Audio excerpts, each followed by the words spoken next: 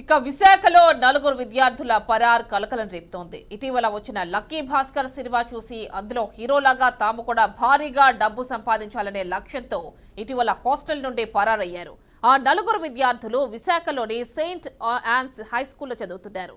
వారు హాస్టల్ నుండి పారిపోయిన విజువల్స్ తాజాగా సోషల్ మీడియాలో వైరల్ అవుతున్నాయి.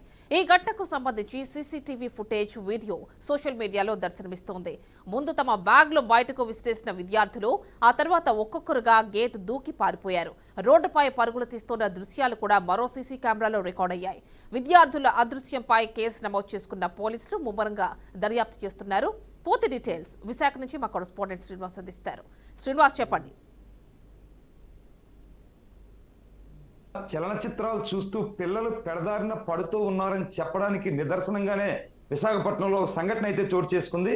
విశాఖపట్నం దక్షిణ నియోజకవర్గం మహారాణిపేట పోలీస్ స్టేషన్ లిమిట్స్ లో ఉన్న సెయింట్ ఆంథోనీ స్కూల్ నుంచి 8వ తరగతి చదువుతున్న విద్యార్థి ఒకరు, 9వ తరగతి చదువుతున్న విద్యార్థులు ముగ్గురు, మొత్తం నలుగురు. అంటే ఒకరి పేరు కిరణ్ కుమార్, మరొకరి పేరు కార్తీక్, రఘు, తేజ. ఈ నలుగురు కూడా పూర్తిగా లక్కీ భాస్కర్ సినిమా చూసి ప్రభావితం చెంది గేటు దాటి బ్యాగులు తీసుకుని ఓన్లీ ఆ బుక్స్ అవి అక్కడ వదిలేసి గేటు దూకి పరారైన పరిస్థితి అయితే కూడా ఇక్కడ ఉండే కుటుంబ సభ్యులతో పాటు విశాఖ వాసుల్ని కూడా ఒక్కసారి ఆశ్చర్యానికి గురి చేసిన పరిస్థితి.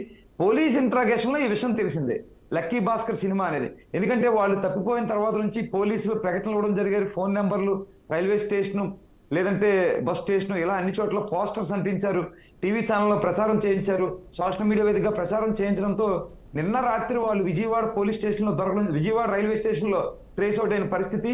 ఈ రోజు ఉదయం తీసుకొచ్చి వాళ్ళందరినీ కూడా వాళ్ళ పేరెంట్స్ కప్ చెప్పిన పరిస్థితి అయితే ఉంది. అయితే ప్రధానంగా ఈ నలుగురితో పాటు 31 మంది విద్యార్థులు అయితే అక్కడ చదువుతూ ఉన్నారు.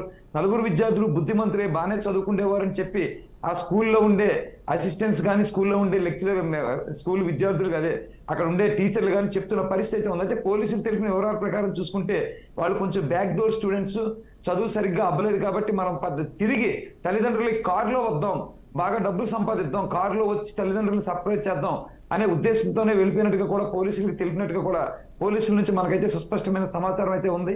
అయితే ప్రధానంగా చూసుకుంటే హైదరాబాద్ లో ఉండే వాళ్ళు ఒక స్టూడెంట్ తాలూకా మావి దగ్గర కూడా వస్తామని చెప్పడంతో ఆ దిశగా కూడా పోలీసులు ఎంక్వైరీ చేస్తే ఆయన కూడా హైదరాబాదు ఆ రైల్వే స్టేషన్ లోని, బస్ స్టేషన్ లోని కూడా వాళ్ళ మనుషులు పెట్టి కాపలా పెట్టి వెతికించినప్పటికీ కూడా ప్రయోజనం లేదు.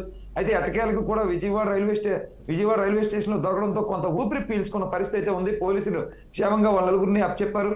ఇటీవల చూసుకుంటే పుష్ప సినిమాలో అది స్మగ్లింగ్, ఏదైతే ఎర్రచందనం స్మగ్లింగ్ ఉందో, అలాగే గంజాయి స్మగ్లింగ్, అలాగే ఇప్పుడు లక్కీ భాస్కర్ సినిమాలో డబ్బులు సంపాదించాలనే ఆలోచన ఈ పిల్లల్ని చెడు మార్గాల్లోనే ఎక్కువగా ఈ సోషల్ మీడియా కానీ, సినిమాలు కానీ ప్రభావితం చేస్తున్నాయని చెప్పి తల్లిదండ్రులు ఆందోళన చెందుతున్న పరిస్థితి.